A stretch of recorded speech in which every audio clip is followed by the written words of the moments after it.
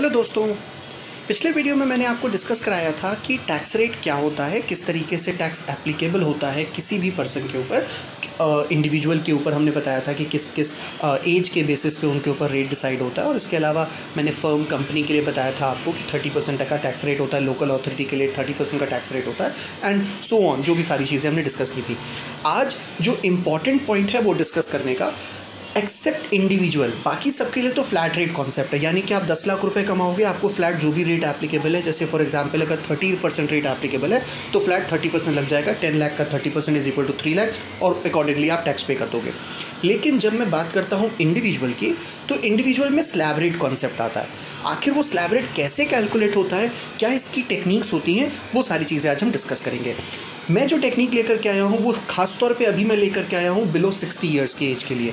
Same यही technique उन लोगों दूसरों के लिए भी लगेगी जिनके ऊपर 80% या ऊपर वाले जो एज वाले हैं, उनके ऊपर जो भी स्लैब रेट कॉन्सेप्ट होता है वो बिल्कुल वैसे ही लगेगा, कोई भी डिफरेंस नहीं होगा।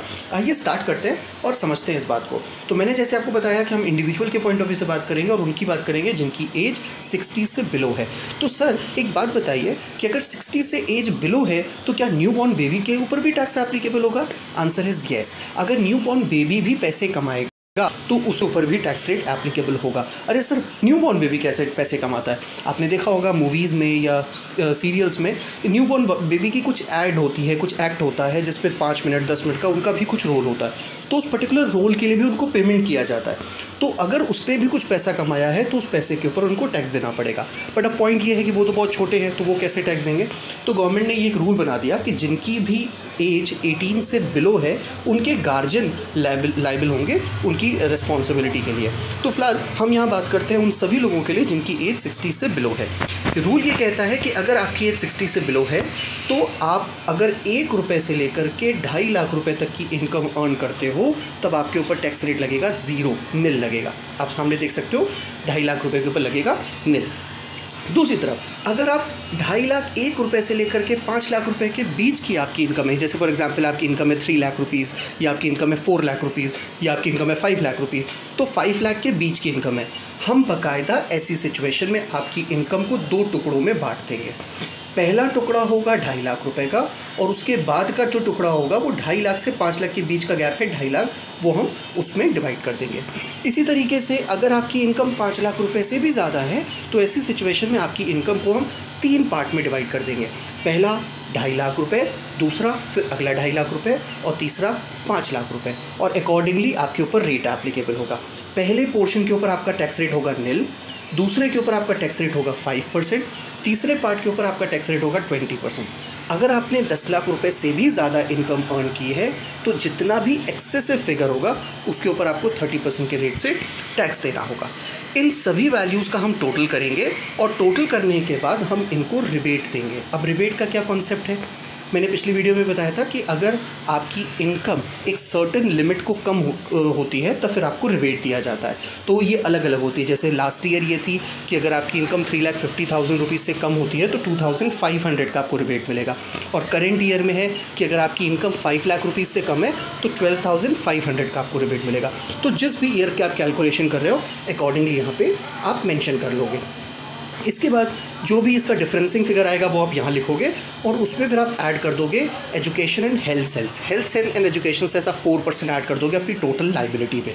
वो ऐड होने के बाद जो भी फिगर आएगी आप देखोगे कि क्या वो 10 के मल्टीपल में है। अगर वो 10 के मल्टीपल में है तब तो वेल एंड गुड, नहीं है तो आप उसको 10 के मल्टीपल पे कर दोगे। इस बात को अच्छी तरीके से समझाने के लिए मैं आपके सामने एक प्रैक्टिकल क्वेश्चन लेकर के आया हूँ, और उस प्रैक्टिकल क्वेश्चन से चीज़ों को डिस्कस करेंगे। बहुत सिंपल तरीका है। जैसे फॉर एग्जांपल अगर किसी पर्सन की टोटल इनकम है 4 लाख रुपीज़, अब इस सिचुएशन में उसको टैक्स कितना देना होगा? तो हम क्या करेंगे, पहले 2.5 लाख रुपये तो है निल, उसके ऊपर कोई टैक्स नहीं होगा तो उनको देना होगा निल। उसके बाद मैंने आपको कहा था कि 2.5 लाख रुपए से 5 लाख रुपए का जो गैप होगा, यहाँ आप चेक करिए, 2.5 लाख रुपए से 5 लाख का जो गैप है वो गैप है 2.5 लाख रुपए का। तो उसके बाद के जो 2.5 लाख रुपए हैं उसके ऊपर आपको टैक्स रेट देना होगा 5% के रेट से। यहाँ देखिए, यहाँ पे तो आपकी इनकम है केवल 4 लाख रुपीज़, अब अगर आपकी इनकम है 4 लाख रुपीज़, तो इस 4 लाख रुपीज़ में तो 2.5 लाख आपने नील कर दिया, आपकी टैक्स लायबिलिटी हो गई 0। उसके बाद के जो बैलेंसिंग फिगर है वो बचा 1,50,000 रुपीज़। तो इस 1,50,000 रुपीज़ पे 5% के रेट से आपका टैक्स लगेगा, जो कि आएगा 7,500 रुपीज़। अब ये जो 7,500 रुपीज़ आया है, इनका आप टोटल कर लिया आपने, इसके ऊपर आपने रिबेट चार्ज किया। यहाँ पे जो मैंने रिबेट कंसिडर किया है वो लास्ट ईयर वाला मैंने कंसिडर किया है। लास्ट ईयर ये रूल होता था कि 3.5 लाख 3,50,000 से अगर आपकी इनकम कम है तो आपको 2,500 रुपये का रिबेट मिलेगा। तो क्योंकि इस क्वेश्चन में आप चेक करिए तो आपकी इनकम है 4 लाख रुपीज़, आप यहाँ चेक कर सकते हो, आपकी जो इनकम यहाँ पे दे रखी है वो 4 लाख रुपीज़ दे रखी है। अब क्योंकि आपकी 4 लाख इनकम है तो आपको ये रिबेट नहीं मिलेगा, आपके लिए रिबेट हो गया 0। तो 7,500 ही आपकी नॉर्मल टैक्स लायबिलिटी आई। इस लायबिलिटी में आप 4% का सेस जोड़ोगे, जो कि 300 रुपीज़ आता है। टोटल करने के बाद आप चेक करो कि ये जो 7,800 है ये क्या 10 के मल्टीपल में है। इफ़ येस ये 10 के मल्टीपल में है तो 7,800 रुपीज़ की लायबिलिटी हो जाएगी, जो आपको गवर्नमेंट को पे करनी होगी। होपफुली यहाँ तक आपको बातें समझ में आई होंगी। अब थोड़ा सा और आगे बढ़ते हैं और एक एग्जाम्पल और लेते हैं इस बात को और अच्छे से समझने के लिए। अब जो एग्जाम्पल हम ले रहे हैं वो ले रहे हैं 3 लाख रुपीज़ की इनकम का। अब 3 लाख रुपीज़ की इनकम है तो इसमें भी वही काम करेंगे, पहले 2.5 लाख रुपए का एक पोर्शन बनाएंगे, उसके बाद के जो 2.5 लाख का गैप है, बट यहाँ तो 2.5 लाख का गैप है ही नहीं, यहाँ तो सिर्फ केवल 50,000 की इनकम आ रही है। तो यहाँ पे 2.5 लाख और 50,000 के अलग अलग 2 ब्रैकेट बना दिए मैंने। पहले ब्रैकेट में टैक्स रेट हो गया निल, उसके बाद के ब्रैकेट में हो गया 5% का रेट। आप चेक करो तो मैंने आपको सबसे पहले चार्ट में और कल के वीडियो में भी मैंने आपको ये बातें बताई थी। 1 से 2.5 लाख रुपए तक 0 रेट, उसके बाद के 2.5 लाख रुपए से 5 लाख रुपए तक का जो गैप होगा उसके ऊपर 5%, फिर उसके ऊपर 20%, उसके बाद फिर 30%। ये कॉन्सेप्ट था जो हम लोगों को फॉलो करना है। तो अकॉर्डिंगली जब आपकी इनकम 3 लाख रुपीज़ है, जैसा कि इस क्वेश्चन में कह रखा है, तो 2.5 लाख रुपए तक तो आपका निल हो गया। 2.5 लाख रुपए ये निल इसलिए रखा जाता है क्योंकि गवर्नमेंट को लगता है कि भाई जनरली एक परिवार को चलाने के लिए आपको पैसे चाहिए। तो 2.5 लाख रुपए अगर आप कमाते हो तो भाई बेसिक अपनी एमिनिटीज़ पूरी करते हो, उससे ज़्यादा आप कमाते हो तो गवर्नमेंट कहती है कि फिर आप लायबल हो गवर्नमेंट को टैक्स देने के लिए। लेकिन अगर 2.5 लाख से कम कमाते हो तो आपके ऊपर टैक्स की कोई लायबिलिटी नहीं आती है। अकॉर्डिंगली जब आपने यहाँ पे 3 लाख रुपए कमाए तो 2.5 लाख आपको एग्जेम्प्ट कर दिया गया। नेक्स्ट 50,000 के ऊपर आपसे 5% चार्ज किया गया। अब इस 5% के बाद जब आपकी टोटल वैल्यू आ गई तो 2,500 रुपये हो गई। और ये 2,500 रुपये में अब जैसा कि मैंने आपको कहा था कि अगर आपकी इनकम 3,50,000 से कम होती है तब आपको 2,500 का रिबेट मिलेगा। अब यहाँ पे देखो तो 2,500 रुपीज़ का रिबेट मिल गया हमको। अब जब 2,500 का टैक्स था, 2,500 का रिबेट मिल गया, तो यानी कि मेरी टैक्स लायबिलिटी हो गई 0। अब उस पर हम 0 पे कुछ भी ऐड या सबट्रैक्ट करें, आंसर 0 ही आने वाला है। मीन्स टू से कि अब अगर आपकी इनकम 3 लाख रुपीज़ है तो आपको कुछ भी टैक्स देने की ज़रूरत नहीं है। लेकिन जब आपकी इनकम, पिछले वाले पॉइंट में देखो, जब आपकी इनकम 4 लाख रुपीज़ थी तब आपके ऊपर टैक्स लायबिलिटी आ रही थी 7,800 रुपीज़। एक आपको बहुत इंपॉर्टेंट बात बताता हूँ, समझने वाली बात है।